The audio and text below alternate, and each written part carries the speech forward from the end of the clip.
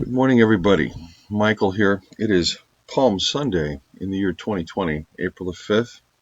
As I said in a Facebook post, Holy Week this week is going to be Hell Week for America. All right. In order to begin, I want to tell you the plot and how I want to explore this series. So first of all, I won't be exegeting text in the sense that I exegete texts in articles or books or these kinds of things. What I'd like to do is walk you through a process for the next 8 days. Today we're going to look at Palm Sunday, and the focus is going to be on the category, the mob, the crowd, the group. And then tomorrow we're going to look at what happens when the abolition of sacrifice occurs. On Tuesday, we're going to journey back into Jesus' ministry and examine the Passion predictions. On Wednesday, we will be going to the Epistle to the Hebrews, and there we're going to look at what Jesus is doing, that is, how he's handling this thing, at least how the author understands Jesus handling his crucifixion event. On Thursday, we're going to talk about betrayal, because that's what Thursday is about. Most of your sermons are going to be on the Lord's Supper. We're going to focus on the character in the Lord's Supper, Judas, and the category of betrayal. On Friday, we will discuss the crucifixion again. Not in terms of atonement theories, which are droll and boring and everything else, but in terms of what it is that Jesus of Nazareth understands himself to be doing as he's dying. On Saturday, there is a pause. We're going to talk about that pause on Saturday. And then, of course, on Sunday is the apocalyptic event par excellence, the resurrection of Jesus Christ from the dead. Okay, let's begin here today by looking at the phenomenon of the triumphal entry. Now, the text I would like to use for that comes from the Gospel of Luke. And then I'm going to jump over to the Gospel of John. But first, I realized I don't have enough light here. I got to turn on the lights.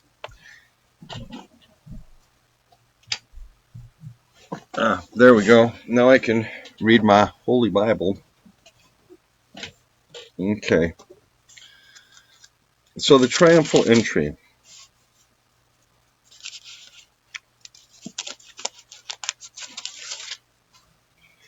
In Luke is in chapter 19. When he had come near Bethphage and Bethany at the place called the Mount of Olives, he sent 2 of his disciples, saying, "Go to the village ahead of you. You will enter it. You'll find a colt tied there. No one's ever used it. Get the colt." Yada, yada, yada. You know the story. They go get the colt. He comes. He rides on the colt.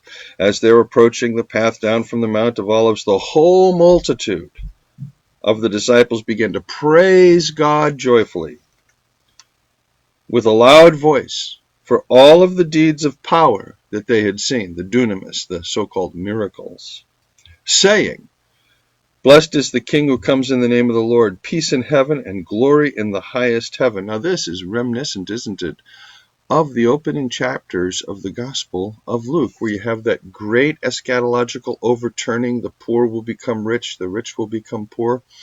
And I've pointed out to you before in that narrative that the birth narrative of Jesus is set within this Second Temple kind of reversal eschatology context that never happens. It never happens. Okay? So all the wonderful socialist Marxist types interpretations of the Gospels that want to use that, they need to understand it doesn't work that way. The whole point of the text is that what's going to be happening in chapters 3 through 24 of Luke are not what's the expectations of chapter 1 and 2, at least in the way that people perceive it. And we're going to see that real clearly in this text this week. Okay, as he came to the city, he wept over it. He enters the temple. He begins driving out the money changers. We have this sequence of events that we're going to follow. But where is this mob from? I mean, I need you to ask yourself this question. Where are all these fans of Jesus? Where do they come from? It's not like he's got an Instagram account or a Facebook page where he posts. Where's all this fame and fortune comes from? It comes from his celebrity status as a miracle worker.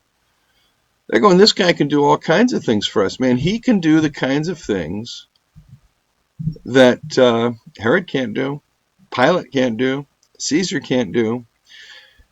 And in order to demonstrate that point, I need you to turn to John chapter 6, or at least reference it when we're done.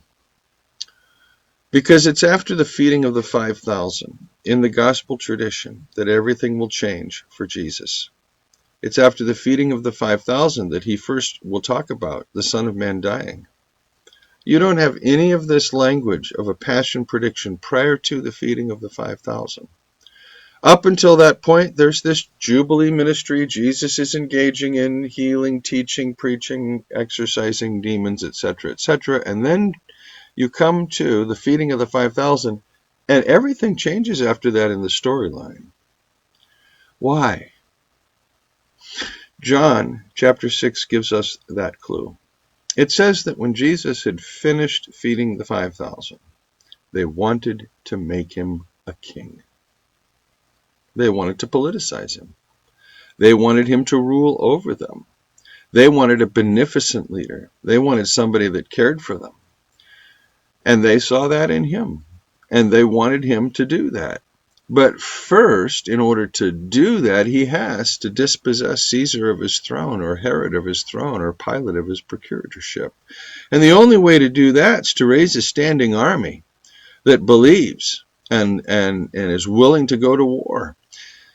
And that's what's happening here today in the triumphal entry narrative. Jesus comes in on a colt trying to signal that he's not like Caesar, and the mob still treats him like he is.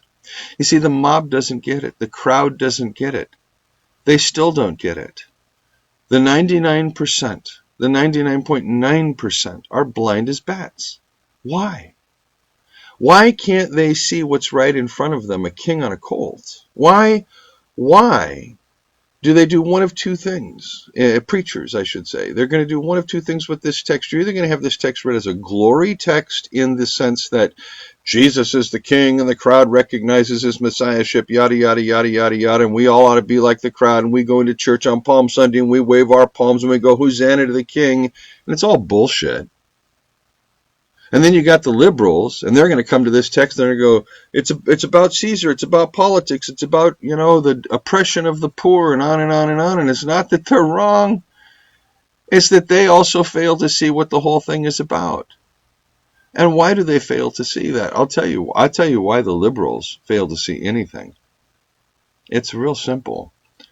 They carry Caesar's money, they use Caesar's money, and they resent Caesar. That's why. They haven't yet learned to have a dispassionate relationship with money. But then the greedy conservatives haven't learned that either. But Jesus had learned it in his ministry, hadn't he? And so if you want to be free from Caesar, you have to be dispassionate toward money. Money can't mean anything to you. It pays the bills. It feeds others. It helps others. But it can't mean something to you. That's what Jesus' mob did not get. They wanted him to come in. They wanted him to save the day. They wanted a Deus Ex Machina. They wanted a God out of the sky. They wanted a thunderbolt. They wanted a Zeus. They wanted a Rambo Jesus like you get in the conservative churches with their militarism. They wanted a Che Guevara Jesus like you get in the liberal churches with their progressive so-called politics. But none of them want a God who will die. Because when the God dies, well, that's the end of the story.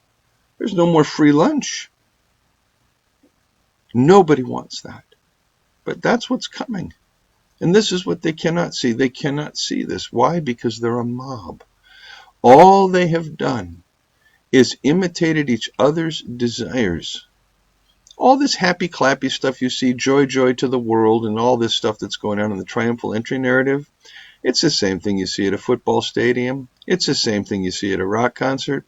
It's the same thing you see on the Macy's Day Parade in New York City.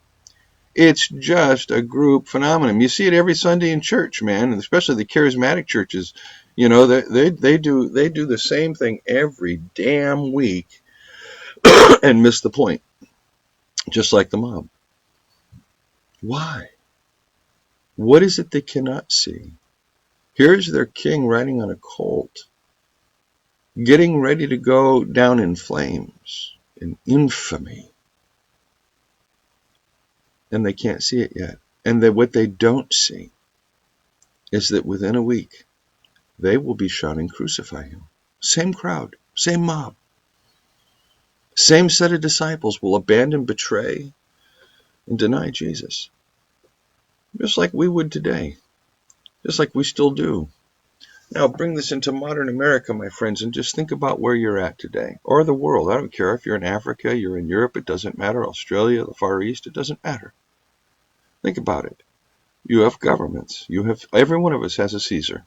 All right? Nobody doesn't have a Caesar. We all have Caesar. We all use Caesar's coins. So we're all bound to Caesar. Caesar runs a debt economy. That's how Caesar works. Now the gospel is about forgiveness of debts. The whole gospel is infused with forgiveness of debts. The Jubilee is about forgiveness of debts.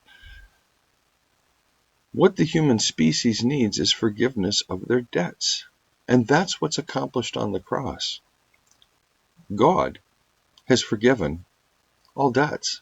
There are no debts in the kingdom of God. You owe God nothing. I owe God nothing. Nothing can be owed to God because God doesn't require anything.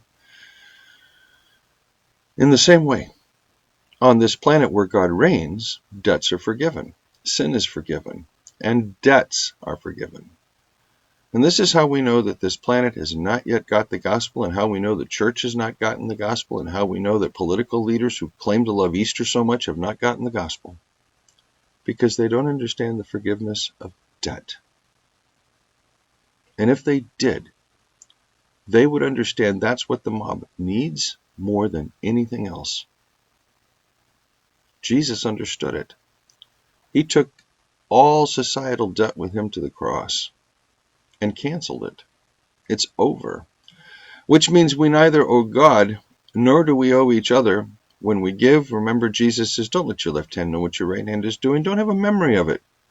Your left hand's used for wiping your ass. Your right hand's for doing good things. So if you do a good deed with your right hand, don't go bragging to your ass wiping left hand. Oh, look what I did, man. I got to give money and you're just an ass wiper. No, don't do that. Don't do that. Forget that you even gave. Don't be comparing yourself out there.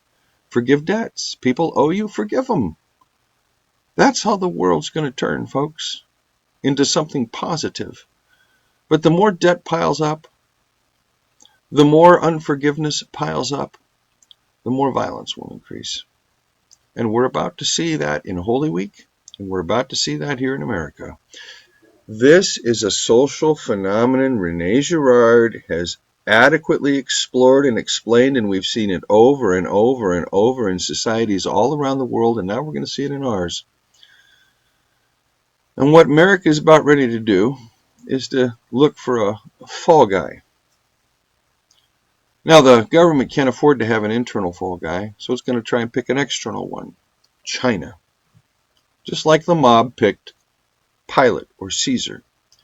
Because if you don't want a society to implode, you need to fix their attention on an external enemy. Okay? That's how you do it. That's how politicians and kings have always done it. The threat from outside is greater than the threat from inside, so it takes the focus off the immediate mimetic conflicts and turns all that energy outward. Now, we are about to see that phenomenon here in the United States. Well, we're already seeing it in a sense, but it's going to get worse. So just as the disciples don't know what's about to hit them this coming Friday in their lifetime, today is Palm Sunday in their lifetime, so too the world doesn't know what's about to hit it coming up in these weeks and months and years ahead. Take a clue from Jesus. Whatever you do, ride on a colt. You're not Mr. or Mrs. Miss Triumphant, Ms. Triumphant. You don't have the right to go lauding your life at the expense of others. I'm speaking especially to the churchy types. It's time to follow Jesus and to recognize that there's only one path that leads to. The first part of the path is the recognition that the system is crumbling, and that's tomorrow. And then the recognition that this was always a part of discipleship, that's Tuesday. And then a recognition that as we suffer properly, listen carefully, as we suffer properly, we suffer with and like Jesus. That's Wednesday. Thursday, the sad, sad story. Why do we betray one another? It's inevitable. It's what turns everything. Friday, Saturday, Sunday are well known. I will look forward to seeing you tomorrow at some point when we talk about what's going on when the sacrificial structures of a culture break down. I'll look forward to seeing you then. I wish you a wonderful day. It doesn't matter whether you're in church. The outdoors is God's church. So go sit out back, listen to the birds, look at the sky, enjoy the weather, whatever it is. That's God's cathedral. Find the Father out there. You do a whole lot better than wasting your time in a building. Peace and love. Talk to you later. Cheers.